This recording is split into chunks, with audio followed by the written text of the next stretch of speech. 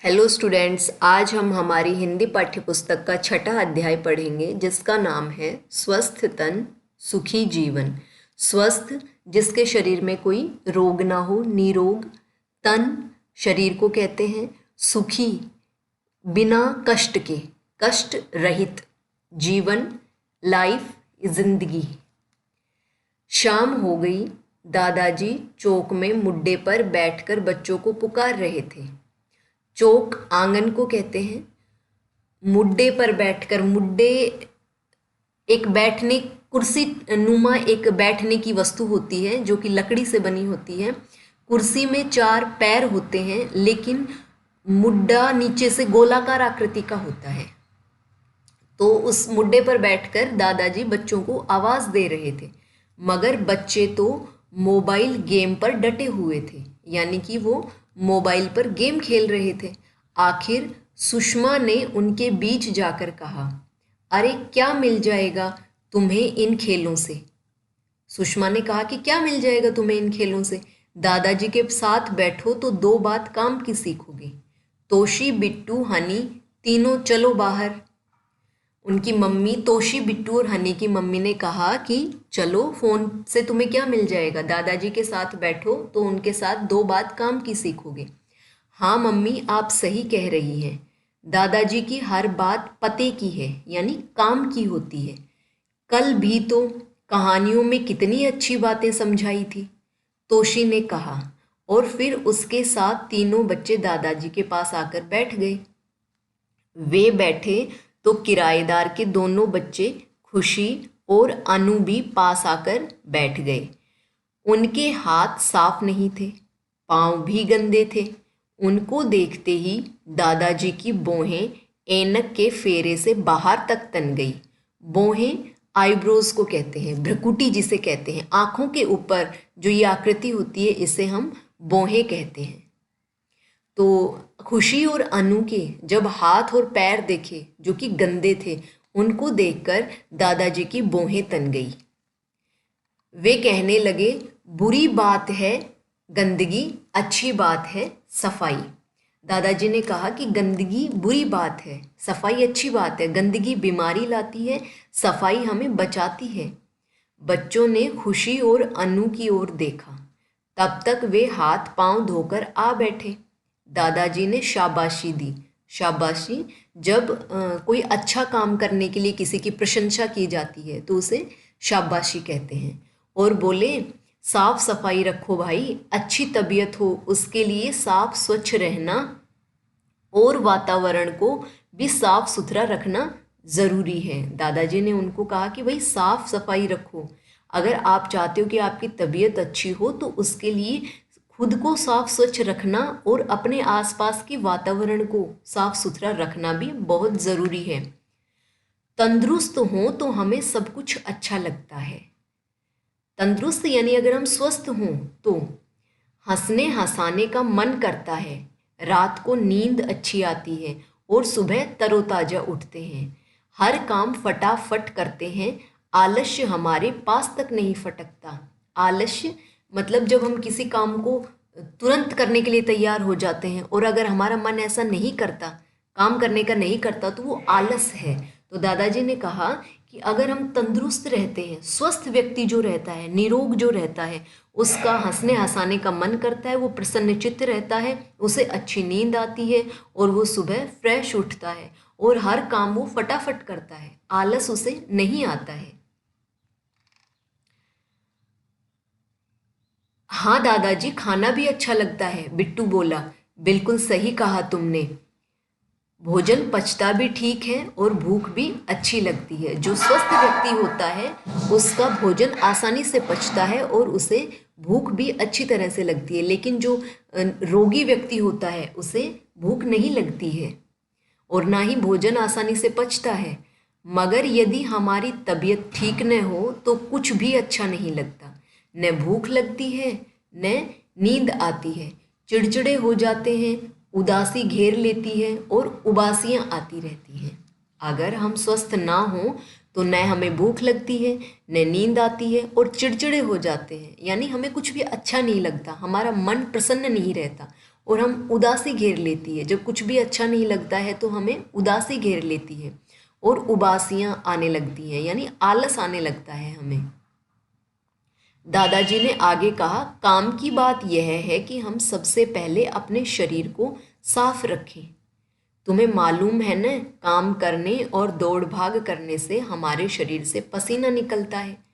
पसीने में धूल के कण मिल जाने से मैल की परत जम जाती है और इससे त्वचा के छिद्र बंद हो जाते हैं। दादाजी ने बच्चों को समझाया कि हमारी जो त्वचा है, स्किन है हमारी, उसमें आप देखोगे छोटे छोटे छिद्र होते हैं, छोटे छोटे रोम छिद्र होते हैं, जिनसे हमारे शरीर का जो पसीना होता है, जो शरीर के विषैले तत्व होते हैं, वो पसीने के ज़रिए हमारे शरीर से बाहर निकल जाते हैं।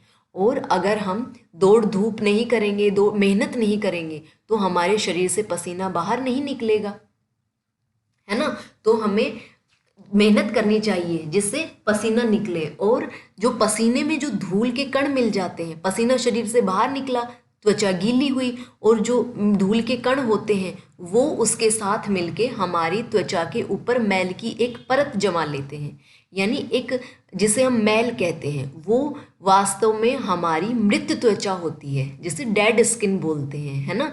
तो जब वो जम जाती है तो हमारी त्वचा के जो रोम छिद्र होते हैं वो बंद हो जाते हैं, है ना। तो इसलिए हमें मैल की नहाते स्नान करते वक्त शरीर से रगड़ कर नहाना चाहिए और शरीर को साफ रखना चाहिए। उफ दादाजी, छी छी, पसीना तो बदबू मारता है न, हनी बोल पड़ा। हाँ बेटे, इसीलिए हम रोजाना नहाएं। हमें शरीर पर मैल नहीं जमने देना चाहिए। मैल जम जाए तो मोटे कपड़े से रगड़ रगड़ कर उतारना चाहिए। और हाँ, सुबह उठने और शाम को सोने से पहले दांत साफ करना चाहिए। हफ्ते में 2 बार नाखून काटें। शौच के बाद साबुन से हाथ जरूर धोएं। ये कुछ अच्छी आदतें हैं जो हम सब में होनी चाहिए, है ना। जो दादाजी बता रहे हैं बच्चों को, वो कुछ गुड हैबिट्स हैं। जैसे सिर्फ पानी डाल लेना ही नहाना नहीं होता है, हमें नहाते वक्त शरीर को रगड़कर साफ करना चाहिए। और तो शरीर को जब पोंछते हैं तो मोटे कपड़े से रगड़ रगड़ कर शरीर को पोंछना चाहिए, ताकि जो मृत त्वचा है वो हम शरीर से निकाल सकें। और दादाजी ने कहा कि सुबह उठने और शाम को सोने से पहले दिन में 2 बार दांत जरूर साफ करने चाहिए। और हफ्ते में 2 बार नाखून काटे, यानी हमें अपने जो नाखून है वो छोटे रखने चाहिए। बड़े नाखूनों में मैल जम जाता है, जब हम भोजन करते हैं तो गंदगी हमारे मुंह के जरिए पेट में चली जाती है नाखूनों के द्वारा, तो इसलिए हमें नाखून छोटे रखने चाहिए। और शौच के बाद साबुन से हाथ हमें जरूर धोने चाहिए। जी दादाजी, सभी बच्चे एक साथ बोले। दादाजी आगे बोले, शरीर के साथ साथ हमें कपड़े भी साफ पहनने चाहिए। गंदे कपड़ों में कीटाणु हो सकते हैं। जहाँ तक हो, हमें कभी भी बिना धुले कपड़े नहीं पहनने चाहिए। दादाजी ने बताया कि सिर्फ शरीर साफ रखना ही ज़रूरी नहीं, उसके बाद हमें नहाने के बाद हमें कपड़े भी साफ पहनने चाहिए, क्योंकि गंदे कपड़ों में बैक्टीरिया होते हैं, कीटाणु होते हैं, इसलिए हमें बिना धुले कपड़े जहाँ तक हो नहीं पहनने चाहिए।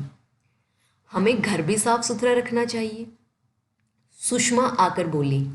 तोशी, बिट्टू और हनी की जो मम्मी थी सुषमा, उन्होंने कहा, जब दादाजी बता रहे थे कि हमें हमारा शरीर, हमारा वातावरण और हमारे कपड़े साफ रखने चाहिए, तो सुषमा ने कहा कि हमें घर भी साफ सुथरा रखना चाहिए। तो दादाजी ने कहा, हाँ बहू, इस बात पर तो तुमने अच्छी तरह अमल कर रखा है। अमल कर रखा है मतलब तुम घर को अच्छी तरह से साफ करती हो, घर को तुम साफ सुथरा रखती हो, पालन करती हो तुम इस बात का। तो सुबह उठते ही झाड़ू लगाकर तुम फर्श और दीवारों पर धूल नहीं जमने देती हो। दादाजी ने कहा कि सुषमा, तुम घर की फर्श को और दीवारों पर तुम धूल नहीं जमने देती हो, रोज झाड़ू लगाती हो। बच्चों को पता होना चाहिए कि गंदगी से कीटाणुओं के फैलने का डर रहता है। सफाई नहीं होने पर नालियों में कीचड़ जमा हो जाता है, वहाँ भी कीटाणु पल सकते हैं। हम हमारे घर घर को साफ रखना चाहिए। उसके साथ साथ हमारे आसपास का जो वातावरण है, जैसे हमारे घर का पानी बाहर जाता है तो हमें नालियाँ भी हमारी साफ रखनी चाहिए, क्योंकि अगर नालियों में अगर गंदगी रहेगी तो वो पानी आगे जा नहीं पाएगा और वहीं रुक जाएगा, और जो ठहरा हुआ पानी होता है उसमें कीटाणु के फैलने का डर रहता है, मच्छर वगैरह भी बहुत ज़्यादा हो जाते हैं जो कि बीमारियाँ ही फैलाते हैं। इसलिए हमें हमारे घर और आसपास की सफाई जरूर रखनी चाहिए। दादाजी ने यह भी कहा, खुली धूप और ताजी शुद्ध हवा स्वास्थ्य के लिए जरूरी है। खुली धूप यानी हमें धूप भी थोड़ी बहुत लेनी चाहिए। ऐसा नहीं है कि हम हमेशा घर के अंदर ही रहें, हमें धूप का सेवन ज़रूर करना चाहिए। और ताजी शुद्ध हवा, बाहर की जो शुद्ध हवा है वो हमारे स्वास्थ्य के लिए, हमारे शरीर के लिए बहुत ज़रूरी है। धूप से हमें विटामिन डी मिलता है।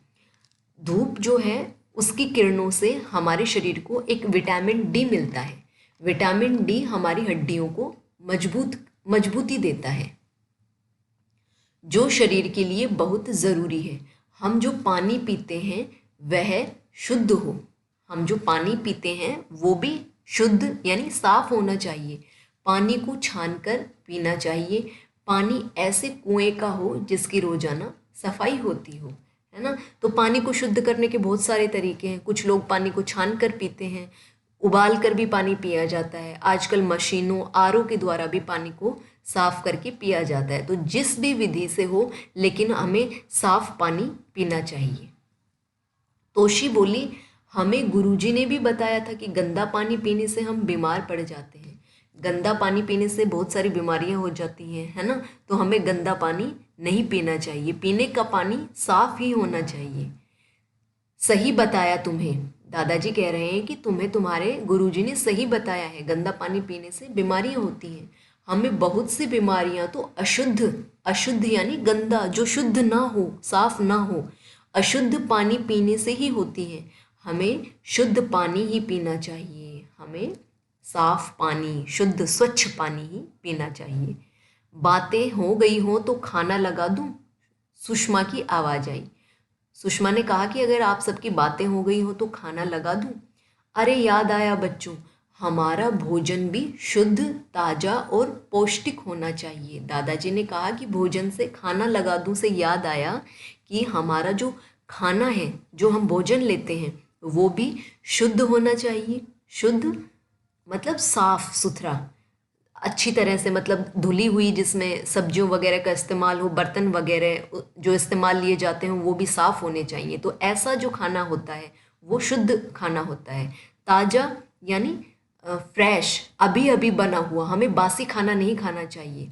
पौष्टिक, जिसमें हमारे शरीर को स्वस्थ रखने के लिए बहुत सारे पोषक तत्वों की ज़रूरत होती है। कार्बोहाइड्रेट्स, वसा, विटामिन्स वगैरह, इन सब का एक निश्चित संतुलित मात्रा में इनको लेना, ये एक पौष्टिक भोजन होता है। लेकिन अगर हम ऐसा भोजन लेते हैं जो जैसे जंक फूड आजकल हम खाते हैं, चाउमीन, पिज़्ज़ा, बर्गर, नूडल्स वगैरह, ये सिर्फ इनका टेस्ट अच्छा होता है लेकिन इनसे हमें पौष्टिक तत्व नहीं मिलते हैं, इसलिए इन्हें जंक फूड भी कहा जाता है। जंक का मतलब ही कचरा होता है ना। तो जंक फूड से पौष्टिक नहीं होते हैं। तो हमें अपने भोजन में बहुत सारी सब्जियां, फल, साबुत अनाज, इनको शामिल करना चाहिए। दूध, दही और वसा में, वसा भी, घी, तेल, ये भी हमें शामिल करना चाहिए। तो ऐसा खाना जिसमें सभी पौष्टिक तत्व हमारे शरीर के लिए जो ज़रूरी है वो हमें मिले, जिस भोजन से, वो पौष्टिक भोजन होता है, संतुलित आहार होता है। तो दादाजी ने बताया कि हमारा जो भोजन है वो शुद्ध होना चाहिए, ताज़ा होना चाहिए और साथ ही वो पौष्टिक भी होना चाहिए। हमारे शरीर के लिए वो हेल्दी होना चाहिए, वो जंक फूड नहीं होना चाहिए।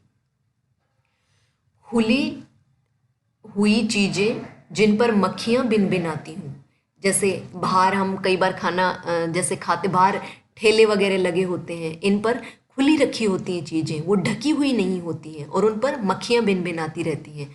तो हमें ऐसा खाना कभी नहीं खाना चाहिए।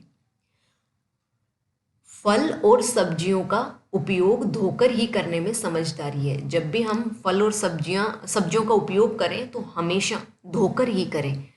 खुली चीज़ें और पहले से काट कर रखे फलों को खाने से बीमार पड़ने का भय रहता है। भय डर रहता है। अगर हम खुली चीज़ों से मतलब है जो बिना ढकी हुई होती हैं, और पहले से काट कर रखे गए फलों को जितना हो सके जब खाएं तभी काटें। अगर वो पहले से कटे हुए रखे हैं और बिन उनको बाद में हम खाते हैं तो वो हम उनसे हमें बीमार होने का डर बना रहता है, क्योंकि उनमें कीटाणु, तब तक बैक्टीरिया वगैरह का हमें डर रहता है। लेकिन अगर हम साबुत फल जब हम खाने हो हमें तभी हम काटते हैं तो ऐसा नहीं होता है। इसलिए दादाजी ने कहा कि खुली हुई चीज़ें और पहले से काट कर रखे हुए फलों को खाने से बचना चाहिए, हमें नहीं खाना चाहिए, क्योंकि ये हमें बीमार कर सकते हैं। विद्यालय में मिलने वाली डिवॉर्मिंग की गोलियों से भी पेट की बीमारियां दूर रहती हैं। स्कूल में डिवॉर्मिंग की गोलियां मिलती हैं।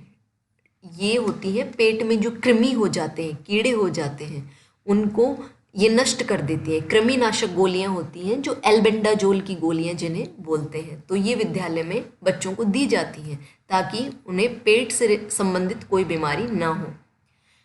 आयरन की गोलियों से स्वास्थ्य तरोताजा रहता है। आयरन की गोलियां भी स्कूल में दी जाती हैं। ये आयरन और फोलिक एसिड, शरीर में लौह तत्व की पूर्ति के लिए आयरन की गोलियां दी जाती हैं। तो दादाजी ने कहा कि जो डिवॉर्मिंग की गोलियां हैं वो पेट की बीमारियों से दूर रखती हैं, और आयरन की गोलियों से स्वास्थ्य तरोताजा रहता है, हमारी हेल्थ अच्छी रहती है, दादाजी कहते गए। खाना लगा तब तक उन्होंने यह भी बताया कि अच्छी तबीयत के लिए हमें कसरत भी करनी चाहिए। कसरत कहते हैं व्यायाम को, एक्सरसाइज को। रोजाना खेल में रुचि लें। अगर हम अच्छा रहना चाहते हैं तो सिर्फ साफ कपड़े पहनने से, घर को साफ सुथरा रखने से, अच्छा खाना खाने से ही हमारी तबीयत अच्छी नहीं रहेगी, बल्कि हमें कसरत भी करनी है, हमारे शरीर से पसीना भी बाहर निकालना है ना। रोजाना खेल में रुचि ले, मगर खेल वे हों जिनमें शारीरिक व्यायाम हो जाए। अब खेल इंडोर भी होते हैं, आउटडोर भी होते हैं। कुछ खेल ऐसे होते हैं जैसे शतरंज, लूडो, सांप सीढ़ी, ये बैठकर खेले जाते हैं, दिमागी खेल होते हैं ये, तो इनमें शरीर से पसीना बाहर नहीं निकलता। तो दादाजी कह रहे हैं कि खेल ऐसे हों जिनसे दौड़ भाग होती हो, है ना, शारीरिक व्यायाम हो, एक्सरसाइज हो, हमारे शरीर की कसरत हो, तो ऐसे खेल खेलें। जैसे kho kho, kabaddi, football, volleyball, table tennis, तैराकी आदि से हम भले चंगे हो सकते हैं, यानी स्वस्थ हो सकते हैं। तभी दादी जी भी टहलते टहलते आ गई और बातें सुनकर कहने लगी, कुछ मेरी भी सुन लो। खुश रहना अच्छे स्वास्थ्य की निशानी है। मतलब खुश रहना, प्रसन्न चित्त रहना, हमेशा खुश रहना भी अच्छे स्वास्थ्य की निशानी है। न चिढ़े न गुस्सा करें, हम न बेवजह दूसरों से चिढ़े, कोई ईर्ष्या रखें, और न ही किसी पर गुस्सा करें, क्योंकि अगर हम दूसरों से चिढ़ते हैं या गुस्सा करते हैं तो भी हम हमारे स्वास्थ्य की को हानि पहुंचाते हैं। तो अगर हमें हमारे शरीर का ख्याल रखना है तो हमें प्रसन्न चित्त रहना है और न ही चिंता करें। दादी जी कह रही है कि दूसरों से न ईर्ष्या करें, न गुस्सा करें, और न चिंता तो बिल्कुल ना करें, है ना, किसी भी तरह की कोई टेंशन या चिंता न करें। धीरज और प्रसन्नता दिखाएं। धीरज, धैर्य, किसी काम में जल्दबाजी ना करें, धैर्य, पेशेंस से काम लें। प्रसन्नता यानी कि हमेशा प्रसन्न चित्त रहें, खुशी खुशी हर काम करें। कहा है ना, हंसो और हंसाओ, अच्छा स्वास्थ्य पाओ, कि खुद भी हंसो और दूसरों को भी हंसाओ और अच्छा स्वास्थ्य पाओ। तो ये हमारा पाठ था जिसमें हमें सुखी जीवन के कुछ बातें बताई गई थी, जिसमें सबसे ज़रूरी है अपने शरीर को, अपने तन को स्वस्थ रखना। और तन को स्वस्थ कैसे रखा जाए ये हमें बताया गया है कि हमें हमारे शरीर को साफ रखना चाहिए, उसके साथ साथ हमें हमारे पहनने वाले कपड़े साफ पहनने चाहिए, अच्छा पानी और शुद्ध पानी और भोजन करना चाहिए, और भोजन ताज़ा हो, पौष्टिक हो।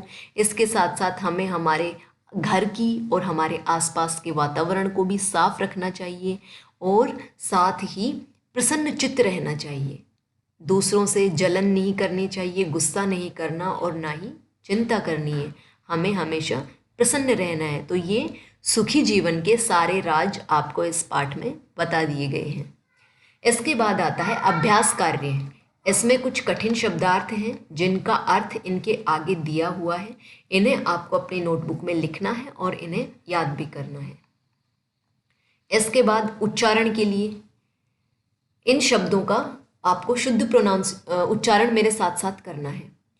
सुषमा, तोशी, मम्मी, पाँव, गंदगी, स्वच्छ, तंदुरुस्त, आलस्य, कीटाणुओं, शुद्ध, स्वास्थ्य। सोचें और बताएं। हमारा पहला प्रश्न है, बच्चे किस पर गेम खेल रहे थे? इसका जवाब है बच्चे मोबाइल पर गेम खेल रहे थे। प्रश्न 2, सुषमा ने उनके बीच जाकर क्या कहा? सुषमा ने उनके बीच जाकर कहा कि अरे क्या मिल जाएगा तुम्हें इन खेलों से, जाओ दादाजी के पास 2-4 काम की बातें सीखो। प्रश्न 3, स्वस्थ तन से सुखी जीवन कैसे होता है? इसका जवाब है कि अगर हमारे पास बहुत सारा पैसा है, बहुत सारी सुख सुविधाएं हैं, लेकिन अगर हम बीमार हैं तो हम उन सुख सुविधाओं का उपभोग कर पाएंगे? नहीं कर पाएंगे। तो किसी ने कहा भी है कि पहला सुख निरोगी काया। अगर हम स्वस्थ हैं तभी हम किसी भी प्रकार की सुख सुविधा का उपभोग कर पाते हैं। अगर हम बीमार हैं तो हमारा जीवन, हमारे पास चाहे दुनिया भर की ऐशो आराम है, पैसा है, लेकिन हम उसका उपभोग नहीं कर पा रहे, ना ही अपने जीवन को सुखी बना पा रहे हैं। तो इसका जवाब है कि स्वस्थ तन से ही हम सभी जो सुख सुविधाएं हैं उनका उपभोग कर पाते हैं और अपने जीवन को सुखमय बना सकते हैं। इसीलिए स्वस्थ तन से ही जीवन सुखी होता है। रिक्त स्थानों की पूर्ति करें। इनमें आपको 3 शब्द दिए गए हैं। इन्हें आपको इन 3 दिए हुए रिक्त स्थानों में उपयुक्त स्थान पर आपको भरना है। बुरी बात है गंदगी, अच्छी बात है सफाई, हंसो और हंसाओ, अच्छा स्वास्थ्य पाओ। इसके बाद है सही उत्तर का क्रमाक्षर छांटकर कोष्ठक में लिखें। ए, दादाजी ने बच्चों को शाबाशी दी। इसका सही विकल्प है जब बच्चे नहा धोकर आ गए, खाना खाकर आ गए, जब बच्चे खेल कर आ गए, जब बच्चे हाथ पांव धोकर आ गए। तो इस सवाल का सही विकल्प है घ, जब बच्चे हाथ पांव धोकर आ गए तो दादाजी ने बच्चों को शाबाशी दी। ब, तंदुरुस्त हो तो हमें सब कुछ अच्छा लगता है। यह बात कही दादी जी ने, बच्चों ने, माताजी ने, दादाजी ने। इसका भी सही विकल्प है घ, दादाजी ने। प्रश्न 3 है, शाम के समय दादाजी कहाँ बैठे थे? इसका जवाब है शाम के समय दादाजी चौक में मुड्डे पर बैठे थे। प्रश्न 4, अरे क्या मिल जाएगा तुम्हें इन खेलों से? यह बात किसने किसको कही? यह बात सुषमा ने अपने तीनों बच्चों हनी, तोशी और बिट्टू से कही। प्रश्न 5, किराएदार के बच्चों का क्या नाम था? किराएदार के बच्चों का नाम खुशी और अनु था।